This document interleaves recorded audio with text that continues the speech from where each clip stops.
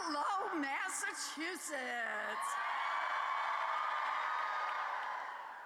Thank you, thank you, thank you. Let's give an especially big congratulations to every Massachusetts Democrat who won their race tonight. From local offices to the state legislature to Congress, and particularly my beloved partner, Ayanna Pressley. Happy election night. Oh, so good to be here, and also with my partner, Ed Markey, great partner in the U.S. Senate. Tonight's victory is possible only because of you. 12 years ago, you took a chance on a candidate who had never run for public office. You sent me to Washington to fight for working people and middle-class families. And time after time, we fought side by side. Over those 12 years together, we have delivered big wins, and more than once, we have reminded people that government can be harnessed to work, not just for the wealthy and well-connected, but that we can actually make government work for the people.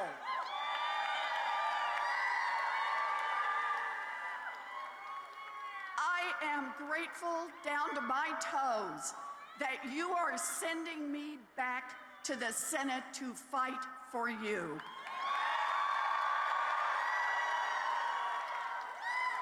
I never thought that I would be in politics. I was happy as a teacher and a researcher, but because of you, I moved from being a policy nerd, and let's give it up for policy nerds. I moved from being only a policy nerd to becoming a policy nerd and full-time fighter to give everyone in our Commonwealth and our country a fighting chance to build a future.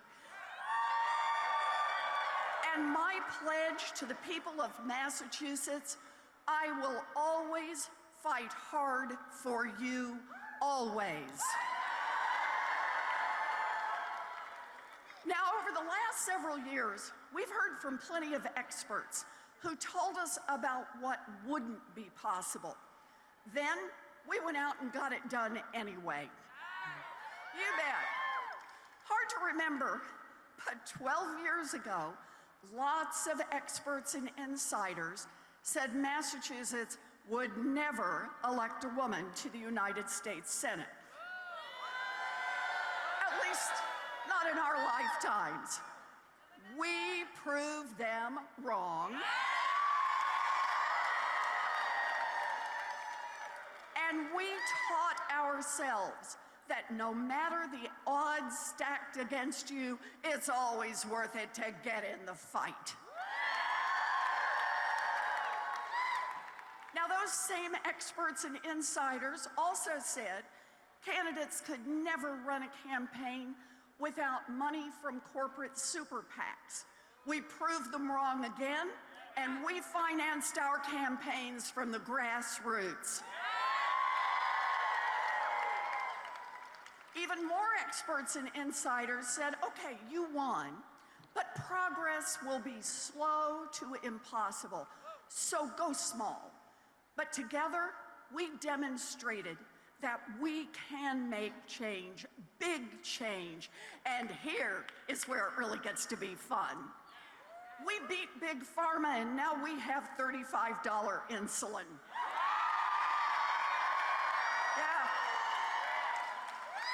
We've capped out-of-pocket prescription drug costs, and Medicare can now negotiate lower drug prices. Yeah. We beat big oil and passed the most ambitious climate legislation in history. Oh, and better yet, we paid for it with my plan for a minimum tax on billionaire corporations. And now, Amazon and other billionaire corporations are paying for our investments in a greener, cleaner America. We beat the big banks on Wall Street and we cracked down on overdraft and junk fees. I led the charge to create the Consumer Financial Protection Bureau. Go CFPB! And now, with a cop on the beat, big banks have been forced to return more than $20 billion directly to consumers they cheated. That CFPB has survived every attack, and I got news for Wall Street. The CFPB is here to stay. Yeah. We got billions of dollars for roads, bridges, broadband, Cape Cod bridges, east-west rail, and enough help so that even when our economy was hit by COVID, Massachusetts towns didn't have to lay off a single teacher, firefighter, police officer, librarian, town clerk, or anyone else who served our communities. And look, we need to do more, but make no mistake, every one of these accomplishments is living proof that we can make government work for people. So here's my message to the voters of Massachusetts. My name was on the ballot, but this election is about you and the work we still need to do. So let me say it loud and proud. I love you too.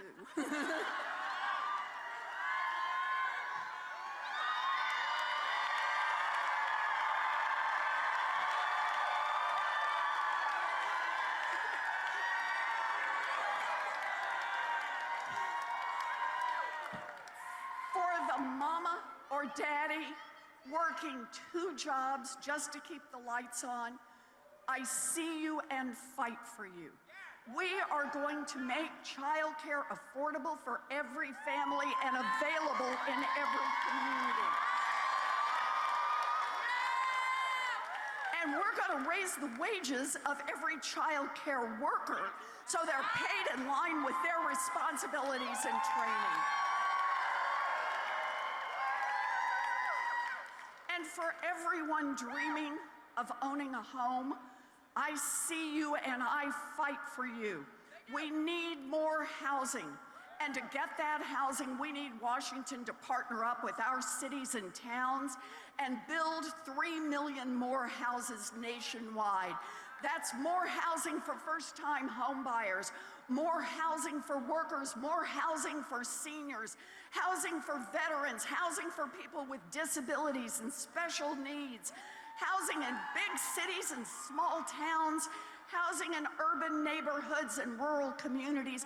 We need more housing for everyone and everywhere, and I'm going to Washington to fight for that housing.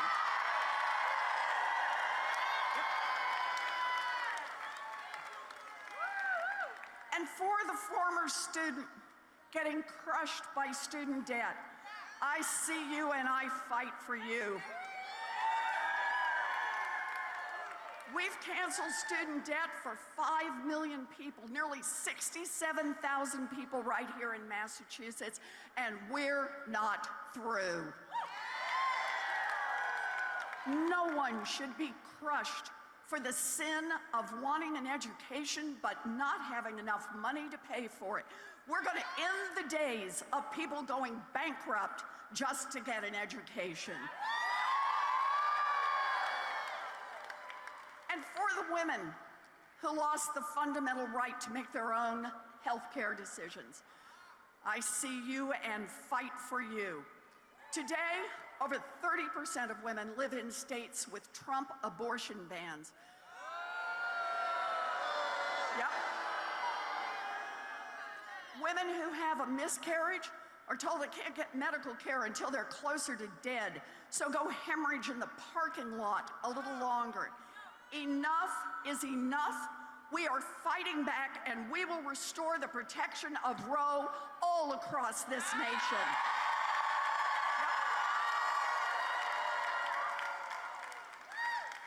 And for everyone who prays for peace in the Middle East, I see you and I fight for you.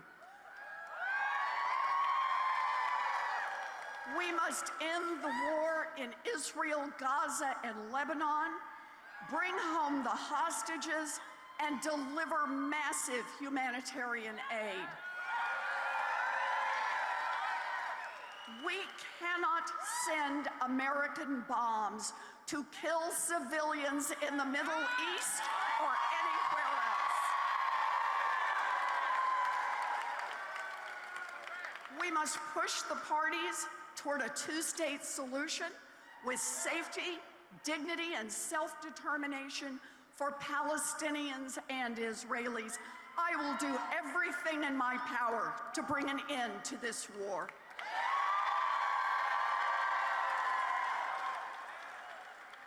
And for the worker who wants to join a union, I see you and I fight for you. To all our union brothers and sisters here tonight, thank you.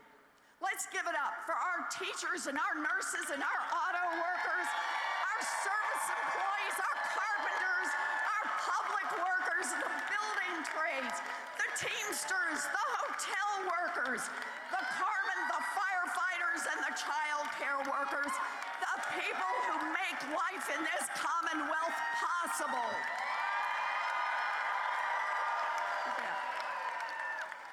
Look, 80% of workers say they would like to join a union. Why? Because it's better in a union. We're going to pass the PRO Act and make sure every worker who wants to join a union can do so. Because when unions are strong, workers, even non-union workers, are strong. And when workers are strong, America is strong.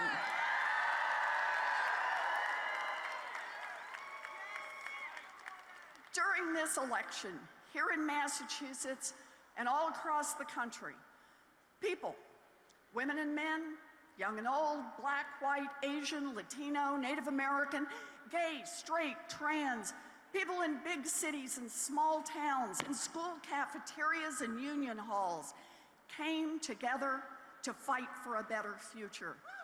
We build a stronger future together. Now, it is still early in the night. Some parts of the country, voting is still going on. It's going to take time for every vote to be counted and a lot of patience as we wait for the final results. Tonight, I'm thinking about my mom, who worked a minimum wage job at Sears to save our house. I'm thinking about my daughter, being on the phone with her when we heard that Roe was overturned. I'm thinking about all the little girls who made pinky promises about girl power. And I'm thinking about all the women and friends of women, also known as some men, about all those women and men who marched, who organized, and who voted in record numbers in this election. It's going to be a long night and maybe even a long week, but no matter what happens, we are ready for the work ahead. I know everyone wants to get back to watching the results roll in, but before we conclude, I want to thank those who made tonight possible. First, to the people of Massachusetts, whether you voted for me or not.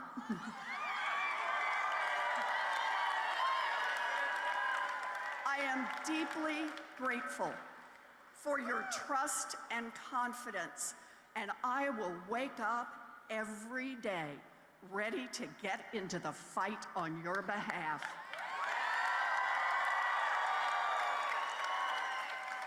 And thank you to my opponent, John Deaton. This is how democracy works. And to everyone who volunteered, who phone banked, who texted, who knocked doors, who brought cookies to the volunteers, who put up a lawn sign, who gave a part of themselves to be a part of something bigger. You are the beating heart of our democracy. Thank you.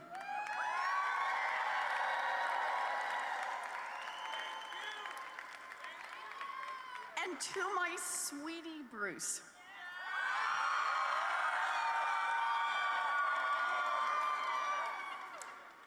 I don't have big enough words to tell you how lucky I am that when I proposed, you said yes.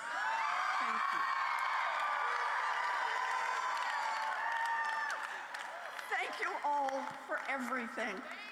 I am honored to spend Election Day with you, but Election Day is not the end of our work. Today is the start of the next chapter. We have a lot we want to get done, and that's going to take all of us. So tonight, rest up, drink up, but tomorrow, we'd be ready to get back in the fight, and I'm in this fight all the way.